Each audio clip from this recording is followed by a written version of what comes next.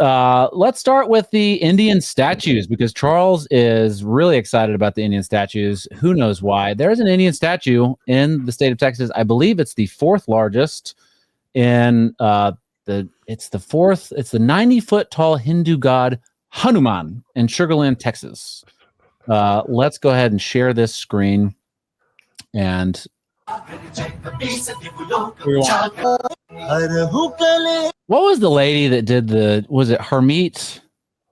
Something at the was it the RNC? She did like a prayer in Hindu. Don't remember that? Hermit Dillon. No. She's now the Deputy Attorney General for Civil Rights, I believe. Well, we talked about it, Michael, so it's a shame that you don't remember. But here's a big Hindu statue in Sugar Land, Texas. Okay,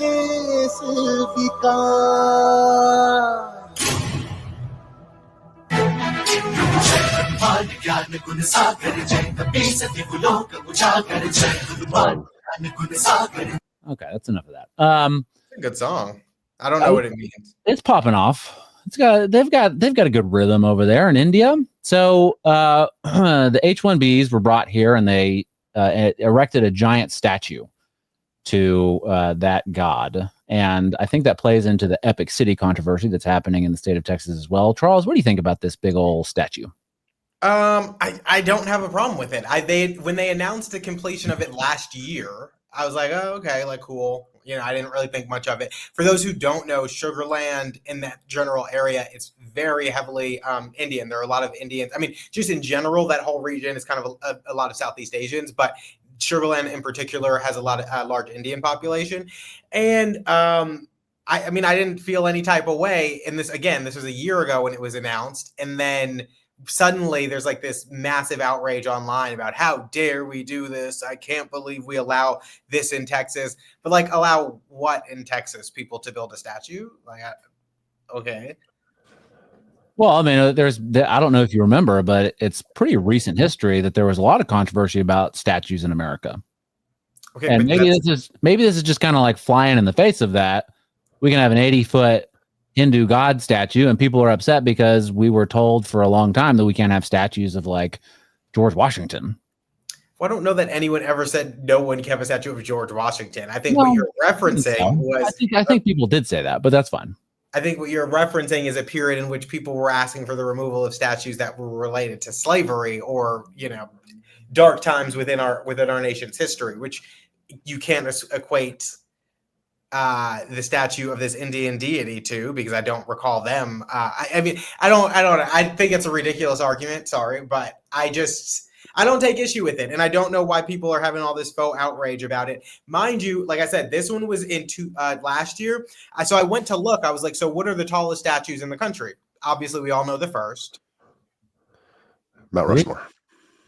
Is that a statue? Yeah. I just came in hot. Sometimes you just go in with confidence. And the Statue of Liberty. And then the second tallest is a statue that we have called Pegasus and a Dragon. And it's, as you would imagine, Pegasus and a Dragon. Then we have one called Statue of the Union, Our Lady of the Rockies. But then when you get down to Sugar Lands, like you said, it was, I think right now it's like the fifth or sixth or something like that. But then we have a bunch of other statues. And mind you, a lot of the biggest ones are in Texas for some reason. A lot of the largest ones, I guess we have a lot of space. But you have another one that's also in Sugar Land that was built in like 1980 or something. That's one of the largest. And so this isn't like a new thing. And we have statues of Greek gods and other things like that all across this country. But for some reason, this one seems to be striking a chord with folks. Yeah. That's what it seems like. I mean, I haven't seen the outrage on the statue, but I did tune into a little bit of the outrage on Epic City. Here's the thing, folks, and I'm interested to hear Brad's take because he tends to like align himself with the woke right side of things where you're reactive to everything. We got a real James Lindsay file on the show, I see. And we're going to get into that when we discuss Carmelo Anthony, and I'm sure he'll stake out that position. But probably will. We have two things in this country that are kind of fundamental. One is the right, freedom of religion, and the second is property rights. So I don't understand what the argument is against somebody building this. I mean, they purchased the property, they owned it. Had it been 5 feet tall, would people have been mad? So we're mad about the sheer size of it. Is that the concern, or is it because what is the reason we're mad? Well, and I think that is what it is, because all the tweets are like, I can't believe we have a 90-foot tall statue in Sugar Land, blah, blah, blah. You should be outraged. But how dare we allow legal immigration to get here to such a point that then people would build these tall statues? Like, yeah, if this was a 4, 5, 6, 7-foot statue in front of someone's house or in front of a church, no one would say anything. It's merely the size. And again, had they not been told to be upset about it by the internet, they wouldn't even know about it. Right. So we should enact really stringent local zoning regulations that say you can't build things higher than statues cannot be higher than 15 feet next to a neighborhood. Or excellent point. Excellent point. Wait, what? Do y'all think that I'm outraged by this? I was just poking at you. No, probably not. Okay, man, that's all right. I love being poked. Why are you putting yourself on mute? What's going on here? Because I was about to cough. Oh, okay. I understand the. I'm not saying I agree with it. I mean, it's not American, and I think that's why people are upset about it. It's not an American statue. It's not American culture. It's not American culture. It's not Western culture. It's not a lot of things that exemplify America, and that's probably why people are upset about it. I'm not going to lose any sleep over this. I'm not terribly upset about it, but I think that's why people are mad. No, because it's not American. Why do you say it with such disdain in your voice? Not American? Because it sounds not real. What sounds? Yeah, it doesn't sound like a legitimate argument. Why do y'all think people are mad about it? Because they don't like immigrants. I think a lot of the people who are upset about this don't like immigrants and don't like the fact that a number of immigrants have created a community and built a statue. Because they're also similarly upset about the Epic City, but I do think there are other issues with Epic City that are very different than with a bunch of people of a nationality and religion just moving to a place like Sugar Land and populating it. So I think they're different issues, but I think it's because they are upset. I mean, the tweet I just read you literally said, "Be outraged at this, but your real anger should be towards the people who allowed this through legal immigration." Like that's but who tweeted that? Was that Donald Trump or was that Well, this isn't really. I mean, 62. Well, this is a Texas issue, so it's not. Donald Trump hasn't weighed in, but it's a group called True Texas Project. Okay, True Texas Project. Okay. Yeah, I understand people's I don't know if people are losing sleep about this. I think there's probably more important things that you should be concerned about. But I think over the years, people it was not just Confederate statues. It was American statues. And it was not just former slave owner statues. It was the founding father statues. It was Jefferson in Virginia. They were trying to take his down, like the all sorts of, historical American statues were being vilified from all walks of life. And so people are, I think, maybe have some PTSD from that and saying, okay, well, hold on. Like we can have a 90-foot, Hindu monkey statue. What's going on here? And I think people are tired of being told that America sucks and American ingenuity sucks and American culture sucks and everything about America sucks. And then this giant non-American things get built in their community. There's going to be some pushback. I'm not it's not the Indians' fault. It's not their fault. I don't know how much they put forth on the idea that we should destroy, American history and, all that stuff, take down other statues. Maybe that had zero to do with it, but that's, I think, part of the outrage. Yeah. There's an emotional memory on this issue and others where I think that the right is using this and other issues as a proxy fight for something they felt was wrong in the past, that what you're talking about, the statues being taken down, which shouldn't have been happening. So, but in doing so, I think there's a little bit of an overreaction. Would I want to live next to this thing? Nope. No chance. I'll go full NIMBY on that. I'm not living next to a 90-foot statue, but woke rights. The moral outrage that we're destroying America because some person bought a piece of land and erected a statue. I mean, we could say that about every non-Christian building that exists in America too. Every mosque, every synagogue, every non-Christian, every Hindu temple, those are built too. This seems like a symbol, and it seems like there's emotional baggage being brought to this fight from what you described.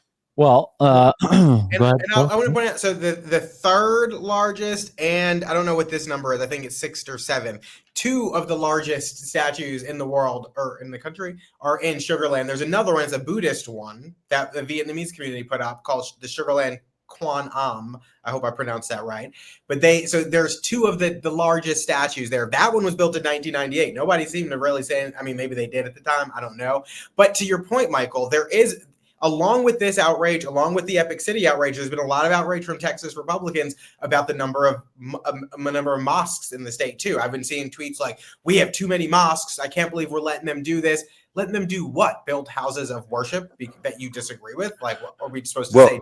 There's a cap on the number of mosques that the state can have? Because then there were attacks saying Abbott and Patrick and you guys are allowing this to become I mean, I don't know if they said an Islamic state, but essentially that's what's being implied. Yeah, I mean, but given the benefit of the doubt, if you look across the pond over there in Europe, whether their unfettered, immigration policies have brought in a lot of Muslim people, it has caused degradation of their culture and crime and some other issues. But that's that's a little bit different than what we're talking about here. I think so. How is it different? Well, the Muslim immigrants have to cross an ocean to get here, whereas they would not to get into Europe. Yeah. There's more. There's just a sheer the volume is more, and then when compared to the population of the country, it's more. I thought you were comparing the Indian statue to that, but okay. Maybe I'm conflating the issues now. Okay, that's fair. No, I'm just trying to give people on the side that are outraged. I kind of understand part of the concern is what they've seen happen in Europe, and a lot of Muslim immigration can lead to some problems. And that we've seen that in London and other cities in Europe. And maybe that's part of the concern here. I don't think we're at fire alarm status yet, but I can understand that frame of argument. Lots of stabbing problems, Carmelo Anthony, but we'll talk about that in a minute. We had brought up Epic City, but we haven't talked about it yet. So just real quick, in case people are not aware of Epic City, here is the CBSnews.com breakdown. The developers behind a proposed Muslim community called Epic City have hired high-profile attorney Dan Codell to help them navigate multiple state investigations. We have Cornyn calling for an investigation and Paxton opening an investigation. See if this has some pictures of. No, they don't have pictures. It's a master planned community that is surrounding a mosque. I think it has 1,000 homes, schools, and I think it's centered around Islam and Muslim culture. Is that accurate to say? Yeah, very much so. Okay. And what do you think, Charles? Well, I think Epic City has other issues, like actual like development issues that are getting in the way. Like I think there's a lot of. It's not dense enough. No, that is not it. But here on the you saw that there were single family homes and you got angry. But on Abbott's request for the TCEQ to look into this, they found potential criminal activities. They found affiliated entities for discrimination violation of the Texas Fair Housing Act. They found financial harm. Somehow, Texas State Security Board is investigating financial harm. Illegal funeral service operations, violations of the consumer protection laws. So there's like other stuff going on apparently. But generally speaking, do I take issue with people going and buying land and building a community? No, I don't. We have a community here in Houston that is similar to that, where they kind of, I don't know much about it because when you drive by, like it's kind of walled off. But do I take issue with people Americans buying land, or immigrants who immigrate to America buying land and building a community? No, I don't. Here's a video. Welcome to the future of living. It's the future of living. To Epic City. That might be the problem. Future of living. Look at that. Charles. Nestled. Look at all those front and backyards. In the heart of Josephine, Texas. Oh, disgusting. It is about 20 miles and 20 minutes from Epic. I like that as a soccer field, so I might live there. I mean, this is a nice looking community, but it is Muslim. So we can't have Some that. of the I guess. accusations are that they're going to do Sharia law there, which I don't really know how you could, given that Sharia law is illegal in the state of Texas. So Yeah, people. I mean, if it's an insulated community, self-segregated community, and they start to enact aspects of Sharia law, not all aspects. I don't think that if they did the stoning of women that don't wear the burqa or whatever, they did that out in the public square, and people take cell phone videos, then they're going to know about it. But if they did stuff like that, Sharia law within the confines of the house of worship, then we wouldn't know about it, and maybe they would do that. I'm not saying that. I don't know. Wouldn't know about that if it was a mosque down the street doing that. That's true. 100% true. So the issue is just that they live close together. Like I don't I don't know. I mean, I'm not. Again, this is something that's like. Again, I think people are a little miffed by it because it's not an American. It's not American, and they're being pushed back. They're pushing back against it because it's they've been told for the past few decades that America sucks and American culture sucks, and immigrants are. You genuinely believe that's why people are pushing back, and not because it's Muslims. You really believe that it's all of that stuff, and not simply. Do you not remember the massive Sharia law scare of 2015, 2016 when that's all the legislator could talk about? And you think this has more to do? I remember the Islam scare after 9/11.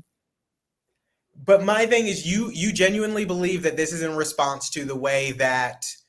I don't think Americans particularly like Islam, and I don't think that Americans believe that Islam is compatible with American culture. And are they scared of that? Sure, there's going to be some fear involved in that, whether they're afraid that they're going to enact Sharia law within the confines of that. I don't know if that's the particular reason. I just don't think that they like that it's not. I don't think they like it that it's not American. Well, I mean, but yeah, I hear you, but we have so many of these communities across the country, whether you're looking at the Mennonites, the Orthodox Jews, Hasidic Jews, Mormons, Amish people. I mean, we have so many communities that are siloed off to themselves and kind of operate within their own confines and their own rules that don't get the same attention or pushback as this. Okay. It's true. My big issue with this is the discrimination based on. I mean, they're actively trying to discriminate based on who buys homes based on religion. That I have a problem with, obviously. But it sounded to me like they were targeting high-income folks. I think you had to be an accredited investor, is what I heard, in order to purchase a house in this community. So we're not talking. So it's like people a who just, yeah. But, yeah, I don't know. I mean, I think that people are. Obviously, I mean, I don't know. When anybody in the United States creates a community that is, I mean, I don't know how they stop other people from getting in. I guess they could just, not sell them the house or whatever. But when it's exclusively for one type of person, I think Americans usually get pretty pissed off about that. What is this? I want to play this clip from Glenn Beck when he was asking Paxton about their investigation into it, because, as you know, you mentioned Dan Cogdell. When you were under investigation here, your attorney that represented you in the impeachment hearing, which was all cleared, is now representing the developers. Does that cause a conflict of interest with you at all? Look, I certainly didn't know about that until recently, and I would say obviously a little concerning that I wasn't made aware of that. And, there definitely could be an argument that there's conflict because I'm still being represented by him and he's representing clients that we are investigating. So yeah. A little conflicty to me.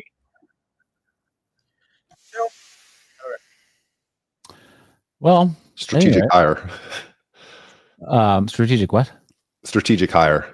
Yes. I listened to a video of the developers talking about the team they assembled to get this through the permitting process and stuff. And they're like, yeah, we just hire the best people and we hire white guys. And they're laughing about it, which I think people are upset because they're losing their culture and there's no one there to really defend them. And you could say that maybe Donald Trump is there to defend Western culture in a way, but then again, he's also let's bring in as many Indians as possible, right? People are pissed off because none of this is American, and they want more American things, and they're tired of globalism, and they're tired of mass immigration, and they don't want an epic city. They don't want a 90-foot tall Hindu statue. And I can certainly empathize with that position. Like, yeah, I want more American stuff. I want more American culture. I want more Western culture. I don't want more of other cultures. I want to celebrate our culture. And I think that's fair. I can empathize with that position, and that might be your position, but I think you know that is not the position of the bulk of these people who are pushing back against it. They might claim that to be the case, but if that were the case, they would push back against other communities that are doing the same, and it is specifically against they may not know about the statue with Indians and in Epic City with Muslims. So I agree that is an issue, and it's one that I think is important too, but that's not the argument the bulk of these people have. I think the bulk of the people are very well read, and they care deeply. And if they knew about all those other communities that you're talking about, Charles, they would be just as upset. What, the Amish? They don't know about the Amish? They hate the Amish. I would say if that is the concern, which I think there's probably a conflation of both things you guys are talking about, I would say that they're directing their anger at the wrong thing. Okay. Let the main thing be the main thing. Damn straight. Let the main thing be the main thing. Hell yeah, brother. Let's talk about Carmelo Anthony. Carmelo Anthony is the 17